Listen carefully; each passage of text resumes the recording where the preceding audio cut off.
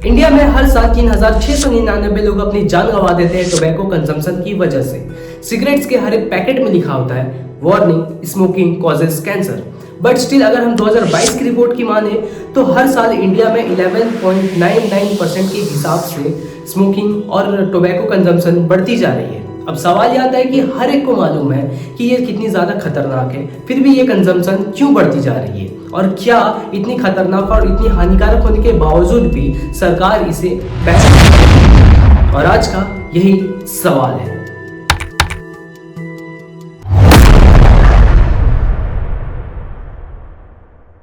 तो सबसे पहले हम समझते हैं कि नशा एक्चुअल में क्या है, जिसे हम एडिक्शन भी कहते हैं। तो एडिक्शन का बहुत ही सिंपल सा डेफिनेशन है, जब आप अगर अपने काम करने या कुछ कंज्यूम करने या लेने में या फिर कुछ इस्तेमाल करने में अपनी कंट्रोल को खो देते हो, एक ऐसे पॉइंट तक जहां पर आप इतनी हद तक कर देते हो कि वो आपके लिए हानिकारक साबित होने लगता है। मैंने सिर्फ एक साल बुक का चबाया, अब मुझे कैंसर हुआ है, मेरा ऑपरेशन हो रहा है, शायद मैं इसके आगे बोल नहीं सकता। और इसका जो मेन कल्प्रिट है वो है डोपामिन। सो डोपामिन बेसिकली एक टाइप ऑफ हार्मोन्स है जो हमारे ब्रेन में पाया जाता है।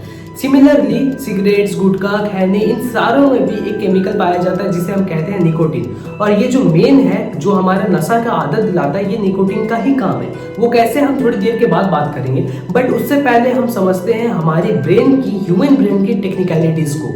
तो सबसे पहले हम समझते हैं हमारे ब्रेन के रिवॉर्ड सिस्टम के बारे में। तो हमारा ब्रेन का जो रिवॉर्ड सिस्टम है वो बेसिकली एक ग्रुप ऑफ स्ट्रक्चर है हमारे ब्रेन का, जो तब एक्टिवेट होता है जब कुछ हम ऐसा काम करते हैं जिस काम करने की वजह से हमें कुछ प्लेजर प्रोवाइड हो, यानी कि हमें अच्छा लगता हो बेसिकली। तो बेसिकली इसके एग्जांपल्स हैं जैसे सोना या फिर सिगरेट्स पीना या फिर सोशल मीडिया स्क्रॉल करना या गेम खेलना या फिर अपनी गर्लफ्रेंड से मिलना वगैरह वगैरह, बहुत सारी चीज़ें हैं।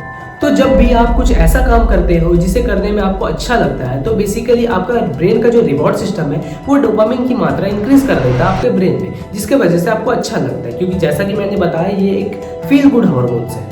तो हमारे ब्रेन में बेसिकली डोपामिन का एक पाथवे होता है जिसे हम वेंट्रल टेगमेंटल एरिया यानी कि वीटीए के नाम से भी पहचानते हैं, जहां पर ये पूरा का पूरा डोपामिन स्टोर होता है और यहीं से स्टार्ट भी होता है। फिर इसके बाद ये ट्रैवल करके फ्रंटल लोब, जो ब्रेन का जो फ्रंटल लोब है वहां पर ट्रैवल करती है और पूरी फैल जाती है, जिसके वजह से हमें एक प्लेजरेबल फीलिंग प्रोवाइड होती है। और ये सिगरेट, गुटखा, खैनी, तंबाकू, इन सारी चीजों में एक निकोटीन नामक पदार्थ पाया जाता है जो हमारे वीटीए के ऊपर डायरेक्ट अफेक्ट करता है और एक मैसिव अमाउंट ऑफ डोपामिन को रिलीज करवा देता है। अब क्योंकि डोपामिन ऑलरेडी मैसिव अमाउंट में रिलीज हो चुका है, तो हमारे बॉडी और ब्रेन को एक बहुत ही high level of pleasurable feeling का एक्सपीरियंस मिलता है।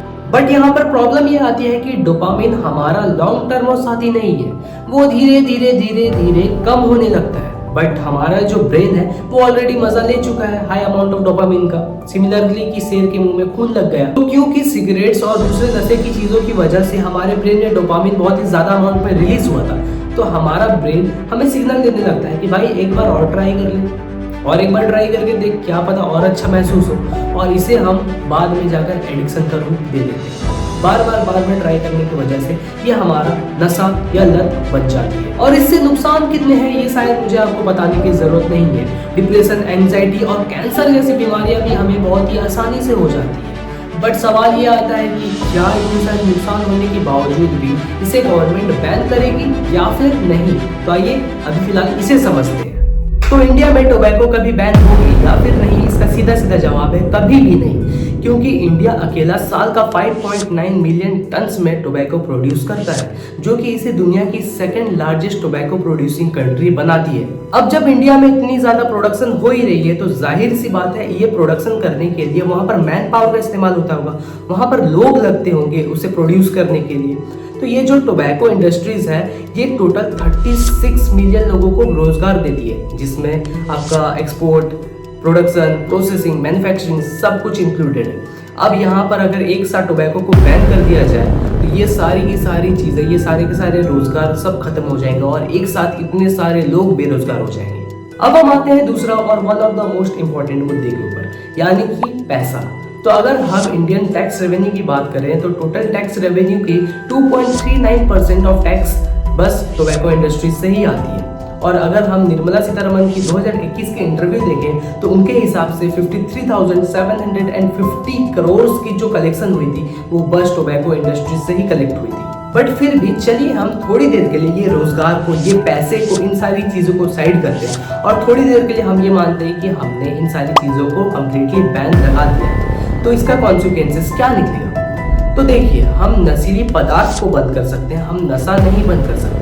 ये जो गवर्नमेंट के अंदर थोड़ी बहुत रूल रेगुलेशन में चल भी रही है, अगर जैसे ही हम इसके ऊपर कम्प्लीटली बैन लगा देते हैं तो ये गवर्नमेंट के हाथ से हट जाएगी और ये इलीगली और ब्लैक मार्केट में बिकना चालू हो जाएगी। उसके बाद जो अभी फिलहाल के जो प्रोडक्ट मैन्युफैक्चरर्स हैं जो कि गवर्नमेंट के अंडर रहकर प्रोडक्ट मैन्युफैक्चरिंग करते हैं, जैसे इस पर बैन लगता है वो प्रोडक्ट मैन्युफैक्चरर्स अपनी कॉस्ट कटिंग करने की वजह से और प्रॉफिट इंक्रीज करने के लिए वो बहुत ही लो क्वालिटी वाले रॉ मटेरियल्स का इस्तेमाल करना चालू कर देंगे, क्योंकि अब यहाँ पर क्वालिटी बहुत ही लो हो गई है। जो डेथ रेट्स थी जो अभी चल रही है वो शायद बाद में जाकर 2 गुना, 3 गुना या 4 गुना तक बढ़ सकती है।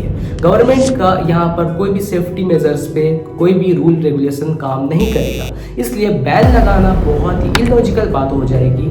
अभी जो सिगरेट्स के डब्बे जो 10 रुपये में बिकते हैं वो शायद 20, 30, 50 या 100 रुपये तक भी जा सकते हैं। गवर्नमेंट के पास कोई भी डेटा मौजूद नहीं होगा कि कितनी प्रोडक्शन हो रही है, कितनी कंजप्शन हो रही है। कॉप्टा एक्ट के हिसाब से जो रेगुलेट करने की जो शक्ति होती है, पावर होती है गवर्नमेंट के पास, वो पूरी की पूरी गवर्नमेंट खो देगी।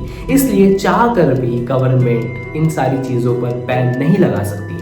इसे रोका बस इसी तरह से जा सकता है कि आपको, हमें या सोसाइटी को ये बात समझनी होगी कि ये कितनी ज़्यादा खतरनाक हो सकती है। एक थोड़े देर के लिए डोपामिन की जो इंजॉयमेंट है उसे लेने के लिए हम पूरे के पूरे परिवार को खतरे पर डालते हैं। कैंसर जैसी बीमारियां कितनी आराम से इसकी वजह से हो सकती हैं। और आज का ये वीडियो मैं यहीं पर समाप्त करता हूं और आशा करता हूं कि आपको इस वीडियो से कुछ सीखने को मिला होगा। और अगर आप भी नशा करते हैं या आपके फैमिली मेंबर में कोई करता है या फिर दोस्ती यारी में भी कोई करता है तो आप उसे समझाएंगे कि इसकी वजह से कितने नुकसान होते हैं।